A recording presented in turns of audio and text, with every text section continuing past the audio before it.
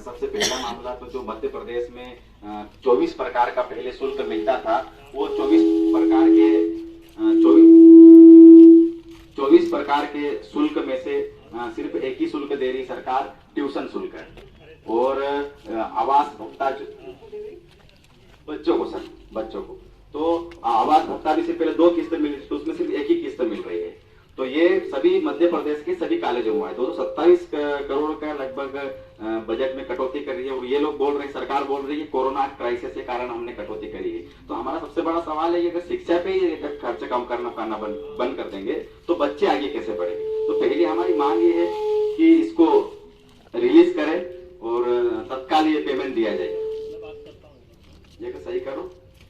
दूसरा सर सबसे बड़ी मांग हमारी ये है, सबसे बड़ी मांग हमारी ये है कि जो बच्चे जो थे जीडीसी वाले, ये 3 साल से हम लगे हुए हैं सर, 3 साल से लगी हुई है। और वहाँ के जो प्राचार्य जो है, मतलब एक मान लो बीए कंप्यूटर मेरा है, बीए कंप्यूटर मान लो इनका है, तो हम दोनों कोर्स सेम है, फर्स्ट ईयर दोनों की है। कॉलेज की दूरी कितनी है, मतलब 1 किलोमीटर 2 किलोमीटर के अंदर पे, एक ही जिला, एक ही सब। लेकिन इनको फीस, जैसे जीडीसी पढ़ रहा है, मैं पीजी कॉलेज में पढ़ रहा हूँ शहीद भीमाना की, तो मेरे को 4-5 हजार में काम हो रहा है, इससे 10-11 हजार वसूल रहे हैं उसी कॉलेज में, क्योंकि जीडीसी पढ़ रहा है। गलती है कि जीडीसी पढ़ रहा है। सेम टू सेम इसको, मेरे को स्कॉलर अगर 12-13 हजार मिल रही, इसको 4.5 हजार स्कॉलर मिल रही है। मतलब ये बच्चों के साथ में हो रहा है सर, बढ़वाने। और इसके लिए सर सबसे बड़ी विडंबना, मैं बोल लूं सबसे बड़ी दुर्भाग्य है बढ़वाने का, कि कितनी बार 3 से 4 बार जा चुके हैं, प्राचार्य से मिल चुके हैं, एसी साहब को भी हम मिल चुके हैं, जबकि सरकार ने ट्राइबल्स आयोग बनाया है कि बच्चे परेशान नहीं हो, लेकिन वहां से भी कोई सुनवाई नहीं है। मतलब मुझे कभी कभी ऐसा लगता है कि हम कहाँ किस इसमें रह रहे हैं। मतलब ट्राइबल आयोग 3 साल से उन बच्चों को नहीं मिली है। तो बच्चों का जैसे मान लो एक 2 बच्चे भाई बहन हैं, और भाई अगर एसबीएन कॉलेज, तो पिताजी सवाल करेगा कि तेरे को इतने का पैसे लगते हैं पीजी कॉलेज में, तो बच्चों कैसा कोई बाप पढ़ाएगा। और बोलते हैं कि बच्चों की शिक्षा मुफ्त है, जबकि पूरे मध्य प्रदेश में रिलेटिव बच्चों की शिक्षा मुफ्त है। कहीं धार में भी नहीं इतना शुल्क ले रहे हैं, कहीं नहीं। और जन भागीदारी नाम से, और जन भागीदारी नाम से कलेक्टर साहब को बनाया था। कलेक्टर साहब ने रेखा राठौड़ मैडम को, डिप्टी कलेक्टर को उनको बनाया था अध्यक्ष। उन्होंने कोई बैठक नहीं ली। उनकी मैं मानता हूँ, भले वो आदिवासी है, मैं उनकी पूरी गलती है। आपके जन भाई का अध्यक्ष में उनसे फोन पे मेरी चर्चा हुई सर, उन्होंने कहा नहीं इतना शुल्क कैसे क्या वसूल कर रहे हैं, कैसे क्या नहीं, हम देखेंगे, चर्चा करेंगे। चर्चा करते करते भी 3-4 महीने हो गए, तभी 3-4 महीने हो गए। तो ये क्यों? गर्ल्स कॉलेज को लेकर। तो हमारी गर्ल्स कॉलेज की मांग है कि इसको 3 दिन के अंदर सर कलेक्टर साहब से मिलेंगे आपसे सर। हम बहुत सम्मानीय है आप हमारे लिए, और बहुत उस स्थिति से आप निकले हैं। तो इसको पहली प्राथमिकता सर 3 दिन के अंदर हम चाहते हैं कि पूरी पीजी जीटीसी कॉलेज जो है वहाँ का पूरा रिकॉर्ड निकाला जाए, और उनकी जो इनको शुल्क जो वसूल किया गया है, वो शुल्क प्राचार्य हमको कहा था 1 साल पहले कि जो शुल्क सुमेर जी गलत ले आया था, हम शुल्क को वापस लौटा देंगे। शुल्क बच्चों को लौटा, ये कहा था सभी। लेकिन सर वो फिर बाद में बदल गए इस साल कि बोले नहीं लॉकडाउन लग गया, बोले मेरे को शुल्क वापस नहीं दिलवाएगा। तो ये सबसे बड़ी विडंबना हुई। दूसरी सर हम यहाँ पे आने का एक वो नर्सिंग वाले विद्यार्थी सर, नर्सिंग वाले विद्यार्थी जो है, उन कॉलेजों में बच्चों से स्कॉलर बेस पे एडमिशन लिया है कि हम स्कॉलर बेस पे है, अब एडमिशन ले लो। अब उस स्कॉलर बेस के नाम पर उन्होंने आवास का स्कॉलर तो पूरी जमा करवा रहे हैं, आवास भी जमा करवा रहे हैं, एक्स्ट्रा शुल्क भी जमा करवा रहे हैं। इसके बाद भी 1500 एग्जाम शुल्क है, 950 एग्जाम शुल्क है, उसके वो लोग 1500 ले रहे हैं। अन्य शुल्क 12-13 हजार रुपए ले लिए थे। इसके बाद साइकेट्री का परामर्श। अब बच्चों को इनको वो इंजेक्शन लगाने ट्रेनिंग, नर्सिंग में यही काम रहता है ना, इंजेक्शन लगाना डॉक्टर का असिस्टेंट काम रहता है। अब साइकेट्री का इनको सर्टिफिकेट की क्या जरूरत है, वो बोले तुमको करना ही पड़ेगा, 4000 रुपए तुम जमा करो। तो ऐसे करके लूट रहे हैं।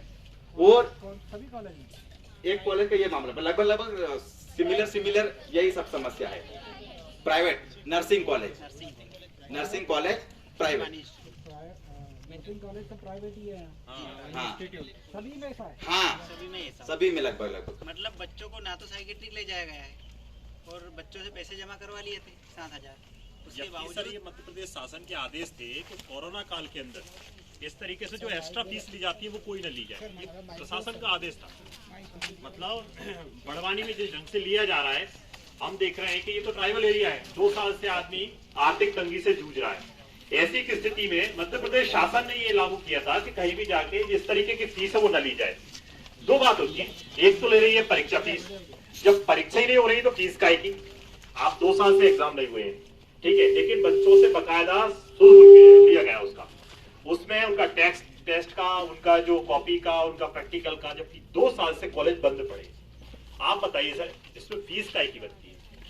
तो ये कहीं ना कहीं ये प्रशासन की देखरेख में है और हम चाहते हैं कि इसमें सख्त से सख्त कार्रवाई हो इस पे। और ये प्राइवेट कॉलेज के जो बच्चे आए सर, कोरोना काल चला, इन्होंने तो अपन को बचाया है अभी, और अगर ये डॉक्टर नर्सेज नहीं निकलेंगे तो देश कैसे बचेगा? आगे तीसरी लहर आने वाली है, तो सरकार इनसे ऐसे पैसा लेगी। और डरा, आज ये बेचारे बच्चे आए हैं, दूसरे नाम लेकर आए हैं, डरा रहे थे कि कलेक्ट्रेट जाओगे तो तुम्हारे साथ ये कर देंगे, और बहुत सारे बच्चे आज आए नहीं इसी डर के कारण कि हमारे घर के बच्चे हैं इसलिए आ गए। सर ये स्थिति है। 2 कॉलेजों में मतलब गेट पे मतलब ऐसे करके टीचर खड़े हो गए, बच्चों को अंदर कौन ले गया, आज की बात बता रहे हैं, और कोई नहीं जाएगा बोले। और एक कॉलेज जैसे मालूम पड़ा जाने वाले हैं तो नहीं, प्रैक्टिकल वो रख लिया कि बच्चे कोई नहीं जाएंगे, उनको मतलब प्रताड़ित होना रहे ना अभी, और पूरा मतलब प्रताड़ित करेंगे। नहीं, तुम अपने मतलब हक अधिकार के लिए लड़ना क्या गुनाह है? इसके संबंध में हमारी सर मांग है कि इसके 3 दिन के अंदर एक कमेटी गठित किया जाए सर। मतलब आप उसमें रहे, कमेटी में 3-4 और अधिकारी रहे, उसमें से हम में से 1-2 नर्सिंग में से रहे, और 6-7 लोग एक कमेटी गठित किया जाए, और सभी नर्सिंग कॉलेज है इनका सभी रिकॉर्ड वगैरह सब जांच किया जाए, कौन कौन शुल्क लेते हैं, और इनको जो फ्रॉड कॉलेज है जिनको मतलब प्रथम दृष्टया यही लगता है कि फ्रॉड कॉलेज है, क्योंकि जैसे इंस्टीट्यूट ऑफ बड़वानी, उनका वो डायरेक्टर आशाग्राम ट्रस्ट का डायरेक्टर भी है सुनने में आया, वो ट्रस्ट के कोई दिक्कत, लेकिन उसने अपनी खुद की एक उसका डायरेक्टर बना हुआ है। वो उस व्यक्ति से मैंने बात की, सर मैंने कहा निवेदन, उससे कुछ नहीं, मैंने सर मैंने कहा इनको बच्चों को एग्जाम फॉर्म भर लेने दो सर, मैंने कहा वो रहेगी, तो बात करने के लिए तैयार नहीं वो, और इनको फोन लगा जैसे धमका रहे हैं। मतलब साई से कौन है? बड़वानी इंस्टीट्यूट ऑफ नर्सिंग से लड़की सरस्वती से, ये बड़वानी इंस्टीट्यूट के ही सर बात कर रहे हैं। बड़वानी इंस्टीट्यूट से बात कर रहे हैं। कौन सा है? बड़वानी पुराने साई इंस्टीट्यूट हॉस्पिटल में, पुराने साई हॉस्पिटल जो आप बोल रहे ना, इंडिया रोड पे थाने के सामने, पुरानी साई हॉस्पिटल थी कि नहीं? नवलपुरा में। ऐसे ही हनुमान मंदिर बात के कर रहा पास। जो इंडिया रोड पे नहीं वो सर वो कॉलेज नहीं है। कॉलेज उसकी बात कर रहा नहीं उसके नहीं, बड़वानी इंस्टीट्यूट पुराने साई हॉस्पिटल में थाने के सामने संचालित कर रहे हनुमान हो। मंदिर के पास। और सर इसमें क्या है, बात ये है सर, जब इन्होंने एडमिशन लिया था तो कॉलेज प्रशासन ने तय किया था कि फीस नहीं लेगी, और आपके जो प्रतिनिधि है, क्योंकि यहाँ डिस्कस करने से नहीं होगा, सर के सामने करने से कोई समाधान निकालें। बिल्कुल वो अपन चाहते हैं। बिल्कुल सर, यहाँ अपन डिस्कस कर लेंगे तो वही बात नहीं करना है। बिल्कुल और सर, सर दूसरी बात वहाँ पे ना तो क्लास बिठाने, बीएससी वालों को 1 बजे बुलाते हैं और जीएनएम वालों को सुबह से बुलाते हैं। प्रतिनिधि जो भी है अभी अक्सर आ ही गए होंगे, आ गए होंगे, या 5-10 मिनट में आ जाएगा। अभी जाकर दे दीजिए। सर हमसे ये 3 दिवस का जो क्या है कोऑपरेट का पूरा रहेगा, तो ये उम्मीद करते हैं तो सर। हम अब ये क्या है, डिसीजन लेने वाली अथॉरिटी हम नहीं है।